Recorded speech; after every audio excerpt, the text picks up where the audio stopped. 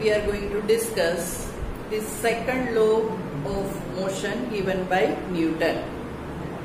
In first law, we have discussed that the first law of motion defines the force. Something should be given from outside to change the state of motion, and that something has been defined as force. Now the question is, how much force should be applied? In which direction the force should be applied? At which point the force should be applied? For getting the answer of all these questions, first we need to think about few situations which gives us the new quantity in science, momentum. Imagine the situation: a truck is at rest. Do we need to pay attention on that? Do we need to worry about that? But if the truck is moving with a very slow speed, are we supposed to pay attention? Take one more example. In a fair, you all had enjoyed that shooting of the balloon. Do you know that what is used as bullet in that? It's green gram. How small it is. Try to throw it by your hand and try to burst the balloon. Will the balloon burst? No. Then if we are firing that with gun with same green gram, which quantity has been changed in physics? Just think. Still take one more example, that two objects, two vehicles are coming in front of you. The scooter with safer slow speed and the bicycle with full speed. Another example, that in a tennis court audience, the ball goes to the audience. Does it make any hurt?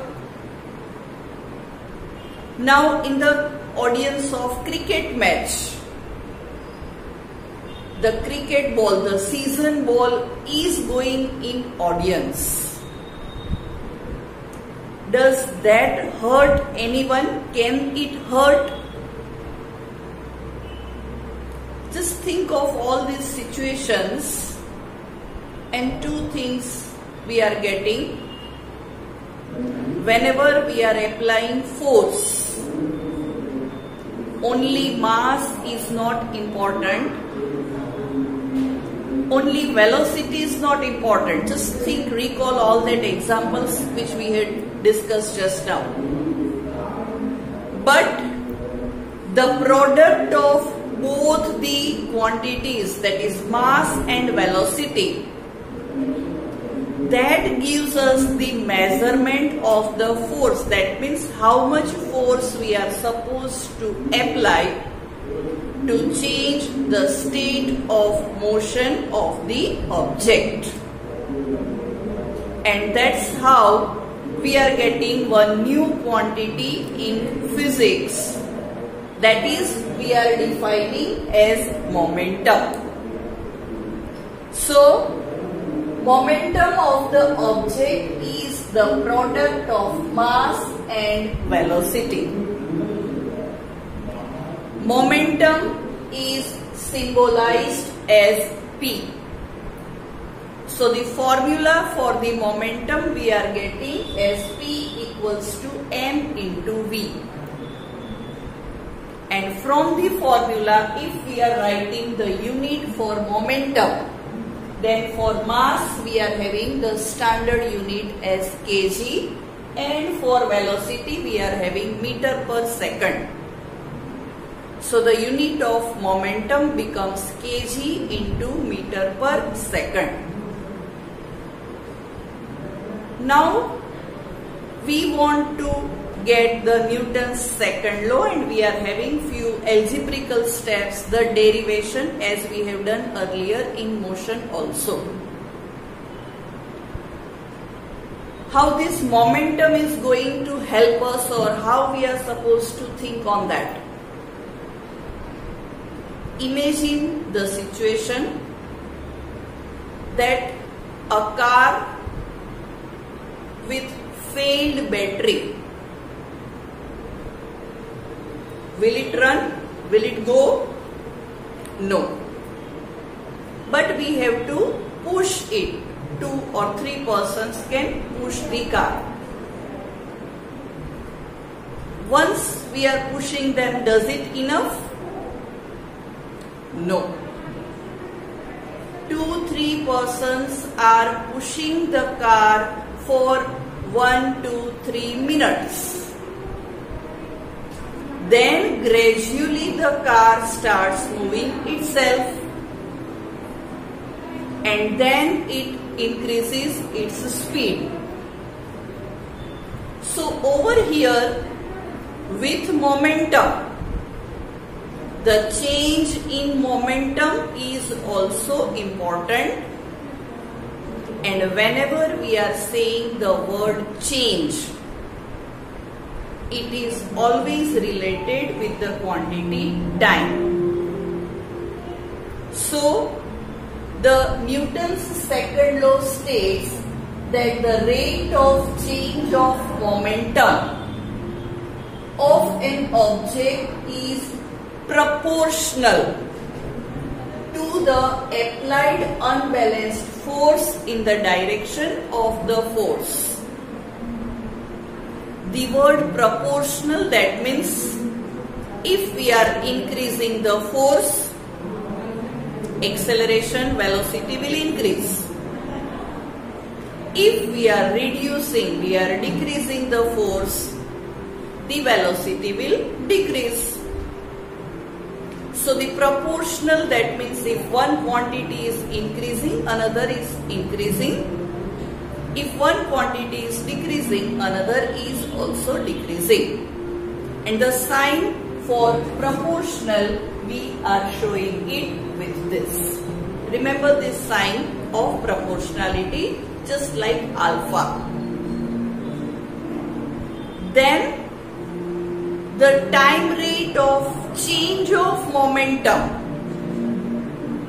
So momentum, that means mass of the object always remains constant. But the velocity, earlier the car was at rest, that means the velocity of the object is 0. And then it increases its velocity. So the final velocity we can write as V.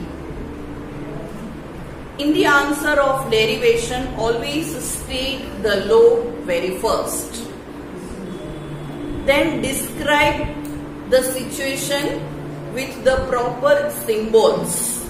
Object of mass M is moving on a straight line path with initial velocity u and final velocity v for the time t. And that's how it will get the accelerated motion. So this acceleration is directly proportional to the applied unbalanced force. Now we are writing the mathematical steps for that, and we will start with the change in momentum is proportional to the P2 minus P1, that is final momentum minus initial momentum. P2 that is related with final velocity, so we are getting the expression mv minus mu.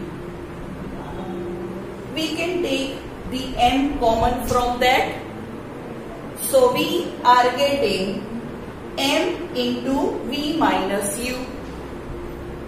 Now as I said that when we are using the word the rate of change of momentum, as the word rate of momentum is added, we are supposed to write m into v minus u by t,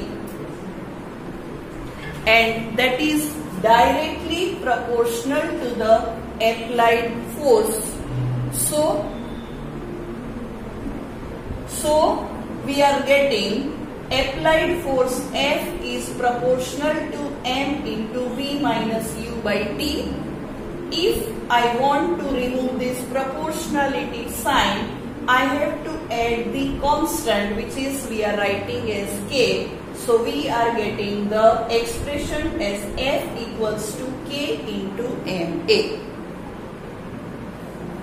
And that states that if I want to apply 1 Newton force, then the mass of the object will become 1 kg and the acceleration will become 1 meter per second square. Here we have seen that we are having the formula F equals to k into ma. When we are having the mass 1 kg and we want to accelerate that 1 kg mass by 1 meter per second square acceleration, whatever the force we are applying, that is known as 1 Newton force. That is the SI unit for the force. The CGS unit for the same is written in the memory of the scientist Dyne. So Newton and Dyne both are the units of the force. This formula proves Newton's first law also. If I am not applying any force, so this F will be 0, and in that situation remaining all are the constants, so V minus U is equals to 0, and that means we can write V equals to U. So if there is no external unbalanced force, then object will continue in its uniform motion. That means it is not changing its state of motion.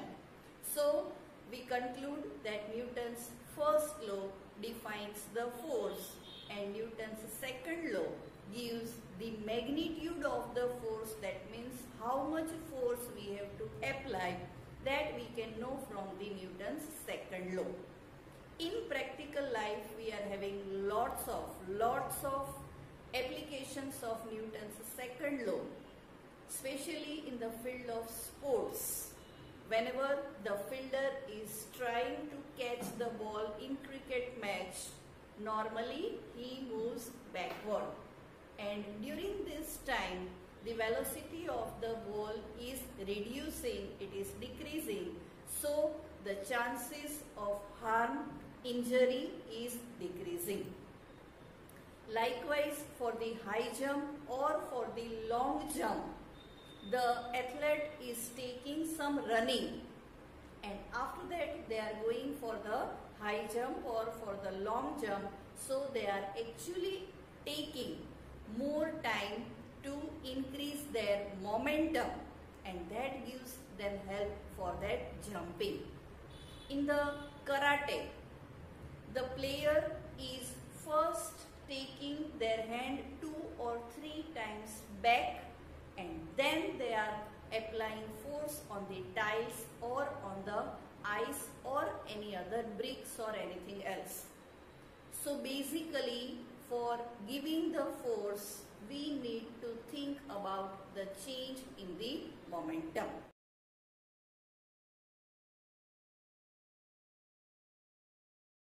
आभार।